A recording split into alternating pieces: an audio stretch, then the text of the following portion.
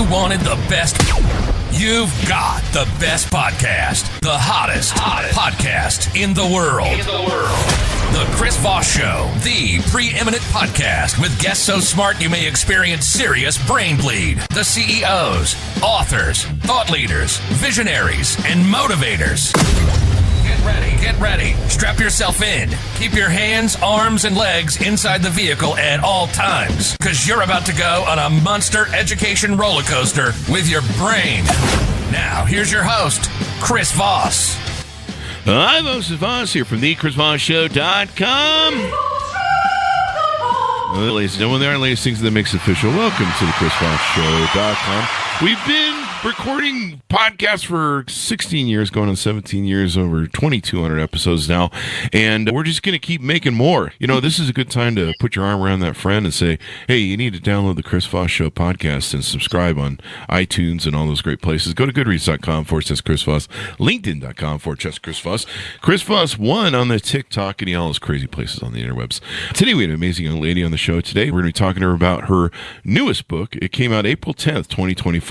It's called Mindset Training, Conquer Your Mind, and the Rest Will Follow. Dr. Nekeshia Hammond joins us on the show. We'll be getting into some of the details of how you can improve the quality of your life, because that's what we kind of do that here on the Chris Voss Show. We're always talking about those, how to improve your life.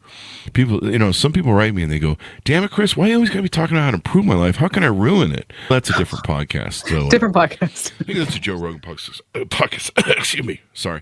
I had a cough there. I'm just kidding. He's a nice guy. Anyway, Dr. Hammond is a distinguished psychologist, international speaker, and USA Today best-selling author of the latest book aforementioned. As an award-winning speaker, she is an expert in mental health, burnout prevention, and leadership development. Oh, 3 of my favorite topics. Empowering entrepreneurs and professionals to achieve mental wellness and work-life balance. My dream that someday I'll achieve. She's the founder of Hammond Psychology Associates and the host of the popular show Mental Health Moment with Dr. Hammond, where she shares practical tips for managing stress, promoting well-being. Her leadership extends beyond her private practice as well. She served as president of Florida Psychological Association and past chair for the Ryan Reese Foundation Board of Directors. Welcome to the show, Dr. Hammond. How are you? Thank you. I'm amazing. Thank you for having me. It's wonderful to have you, man. If you're president of Florida Psychological Association, isn't that whole state under your purview, you know, the Florida man sort of thing, you know, we see in the news? We have a lot. Yeah, we typically have a lot going on in Florida. A lot going on there. Yes. Assaults and eating faces and whatever's on the news this week. So give us .coms. Where can people find you on the interwebs? Yeah, the best place to find me is my website, which is drnekeshiahammond.com, DRNEKESHIA, Hammond.com. So give us a 30,000 overview. What's in your new book out this year? Yeah, it's been an exciting journey with my newest book, Mindset Training, Conquer Your Mind, and the Rest Will Follow. Super excited to release this one. It's all about mindset. It's all about holistic self-care. So how do you grow physically, emotionally, spiritually, and mentally? Because a lot of times when it comes to our life and our growth, we get super focused on one area, but the issue is we're whole and complete beings, right? So it's really a lot of tangible strategies that you can apply in your life and different areas of your life so that you can work on thriving as an individual. Yeah, thriving is kind of important. Last time I hear you want to be happy. It's not fun to be on the other side of being unhappy, but you know, if you work on your mindset. So how do you define mindset? A lot of people use that terminology in your purview of the book. How do you define mindset? What is that? Yeah, great question. So really, when you think about your mindset, it's the thoughts that you have on a daily basis, how you view yourself, how you view the world. A lot of the book also talks about, because of what I've seen is a lot of people struggle sometimes with worthiness issues or self-love because of your mindset. It's a thing to be more self-aware and to know that you deserve to be happy. You deserve to be emotionally healthy. You deserve those things. And for some of us, we don't feel like we deserve them, even though we do. So it's really unraveling that when it comes to your mindset. So again, you can work on showing up powerfully for yourself and for the people around you. That's good to have. I mean, you can't share or help other people if you don't have yourself fixed first or help yourself first. Yes. One thing you talk about in the book is that self-care isn't selfish.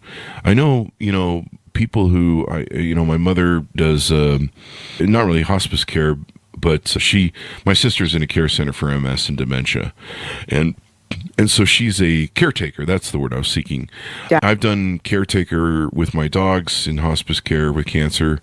And it really is hard. Anyone who really takes care of somebody else puts a lot of work in it. And usually they bleed themselves out in taking care of everybody else and not themselves. Yeah. Give us some talk about what's self-care and why is it selfish to, take a break for yourself. Yeah. Yeah. And that's something that we have to really unlearn. I know for myself personally as well, just growing up, I don't remember a lot of conversations about mental health and self-care, frankly, at all, because it was such a go mentality, not taking the time for yourself, getting everything done, taking care of everyone else and everything around you. Mm-hmm. But the problem with that, like you said, is it really does lead to burnout, especially as you mentioned, for caregivers. There's a huge issue with burnout for caregivers.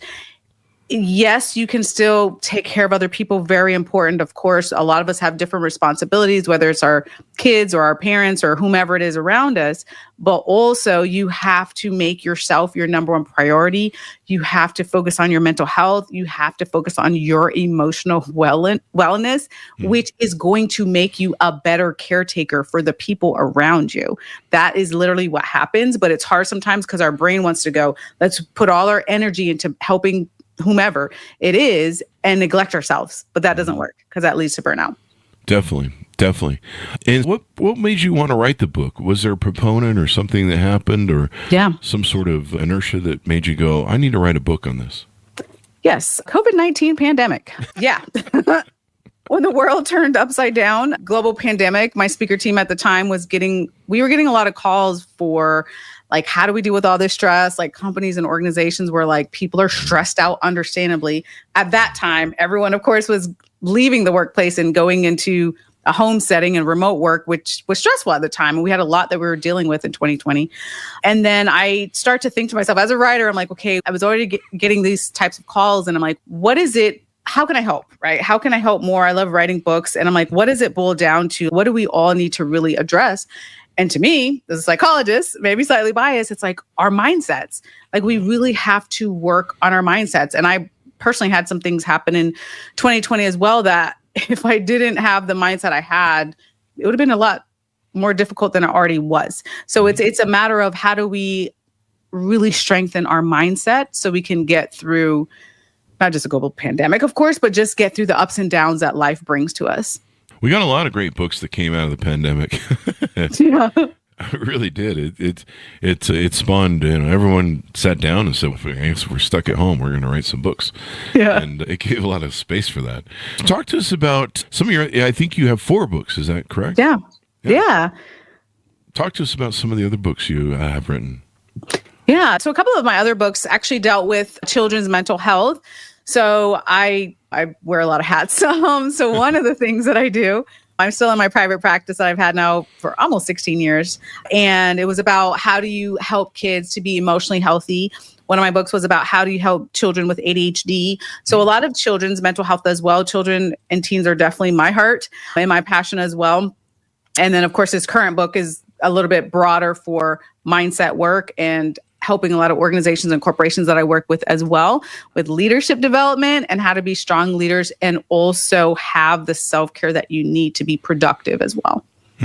Yeah, it's important to have that. I mean, yes, you can't share stuff unless you take care of yourself, and people tend to, you deal with burnout, right? Yes. What are some factors of people that have issues with burnout, where they're not taking care of themselves?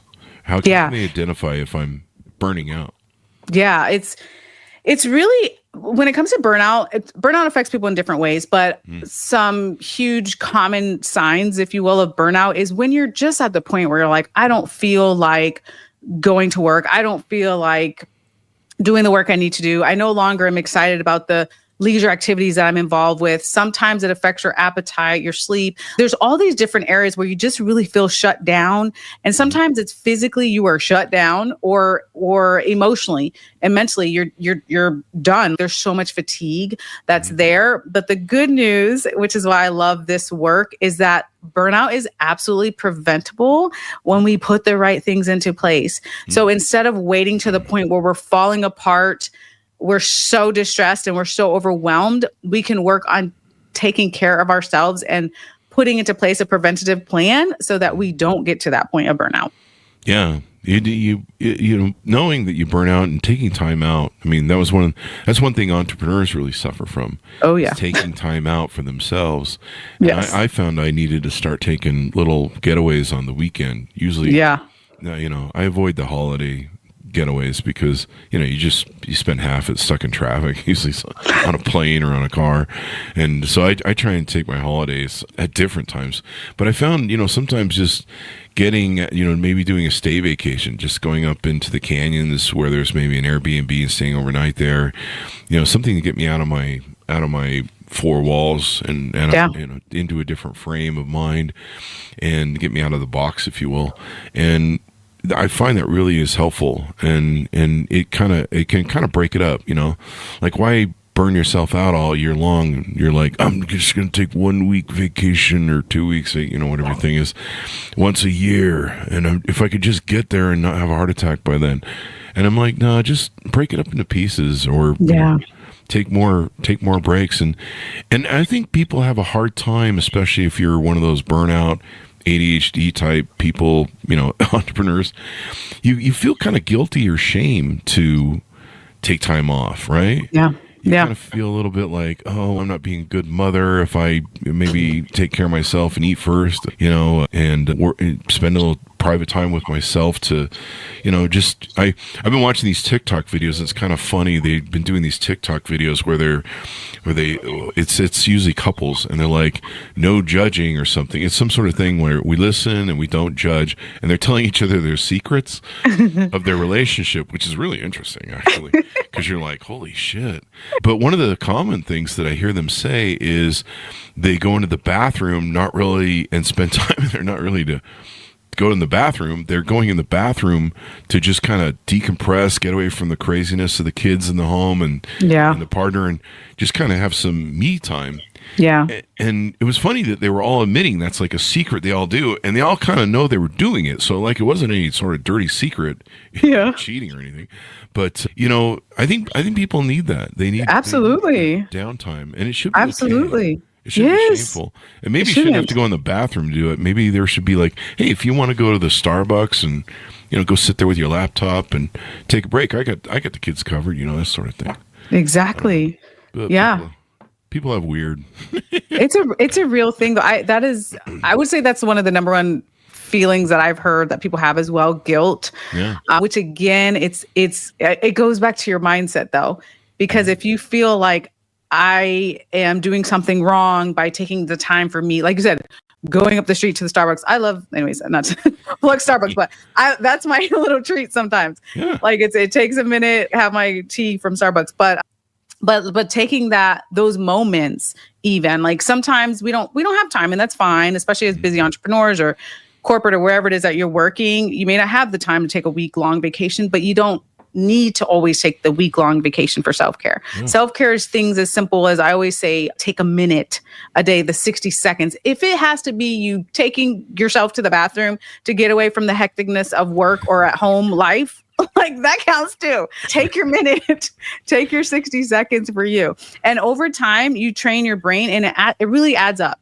Yeah. It really starts to add up. I do way more than 60 seconds now, but I started that way because I told myself something that wasn't true, which was I didn't have time for self-care, which is a lie. It's not true.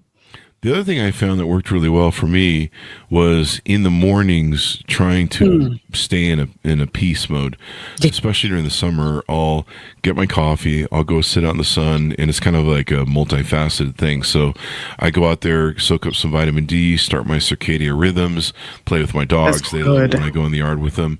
And I'll usually read some meditations by Marcus Aurelius or some sort of other Stoic thing. And I try and put myself in a mindfulness set of peace. So good. And then I come to my desk, and then I turn on the computer, and then all hell breaks loose. You open your emails, and you're like, what are all these questions?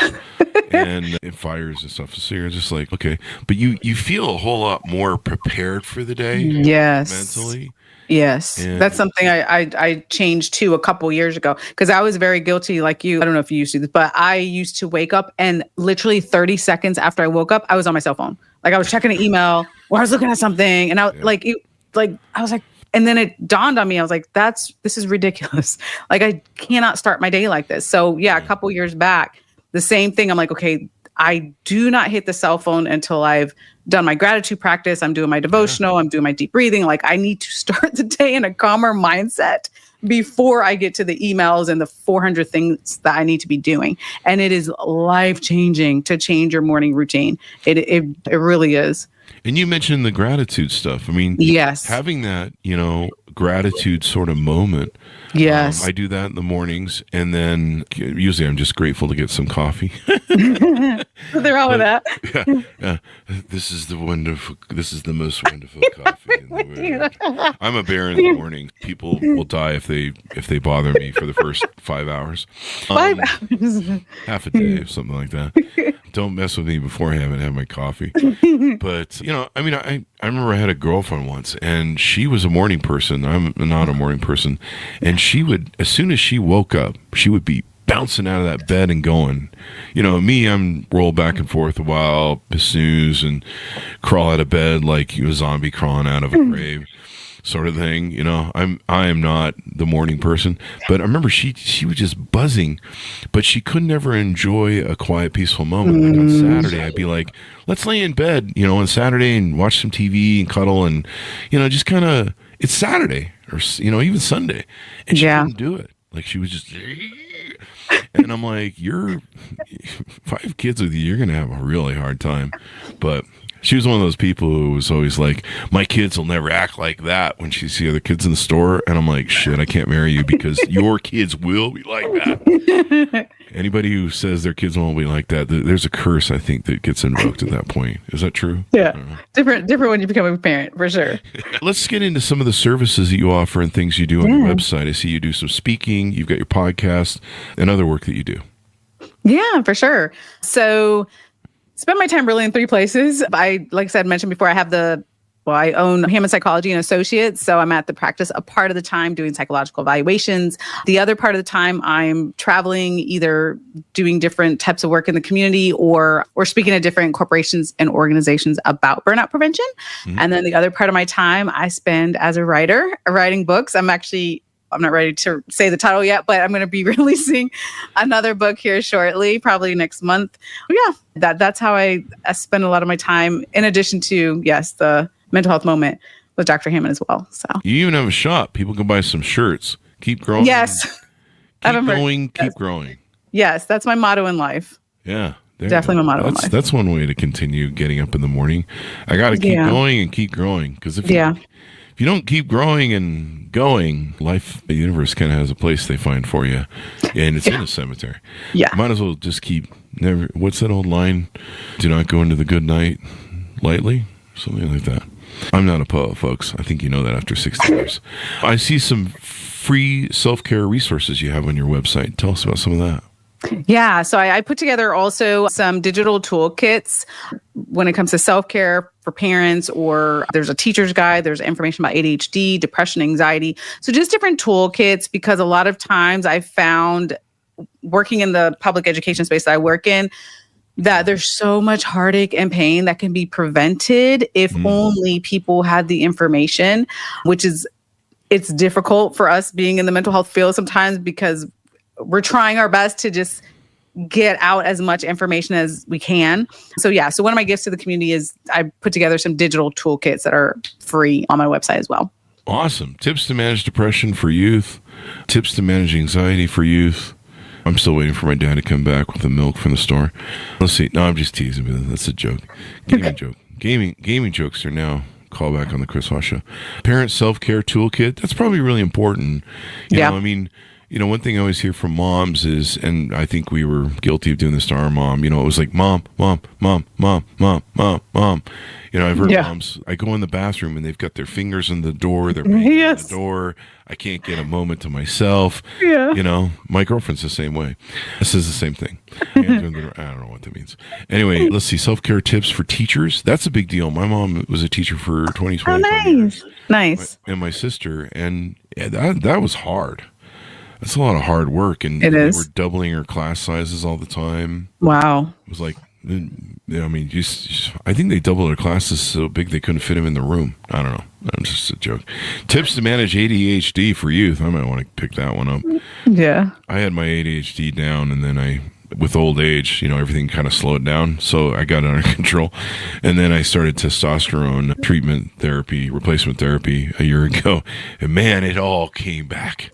Interesting. Squirrel. Yeah, it was really interesting.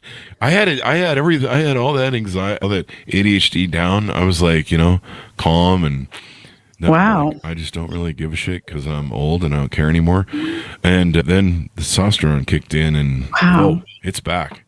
Wow. So, squirrel. Self-care tips for youth toolkit and self-esteem for youth. A lot of these seem geared towards youth. Do you work with a lot of people in their youth?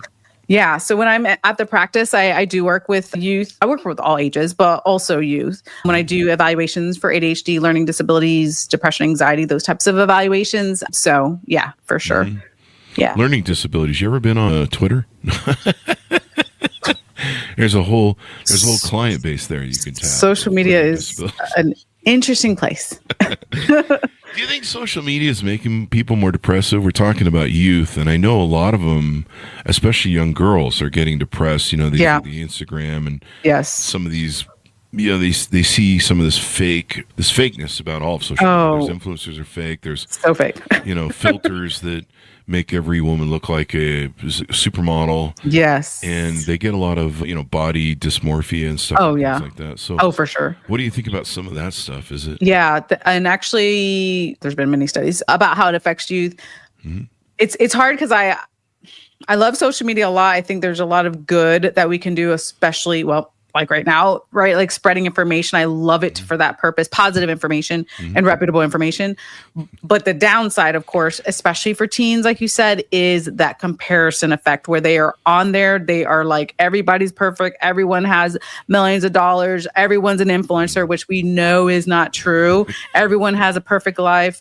Definitely not true. So it's a lot of education, especially for our youth, that is not the reality that you're seeing. When you see that even for adults, we do that too. When you see that 20-second video out of someone's day, you literally don't know what their 24 hours was about. We make assumptions like we see 20 seconds. We're like, oh, they have a perfect life. No, they don't. They don't. But we think that way because that's what we see. We're seeing these clips of information and we think we know everything that's happening, which is not the case. But it's even harder when you're developing and you're in identity crisis and all those sorts of things as a teenager anyway. So it is difficult, yes, for a lot of teens for sure. I talk about how toxic the internet is and how it's kind of become a Pandora's box. When it first came out, we were all like, "Kumbaya! It's bringing the one world together, and we're all gonna get along." And you started seeing the fall of the evil dictators and sort of thing, and it seemed like, this is this is going to unite us. And of course, people thought that if you give more information to people, it will make them smarter.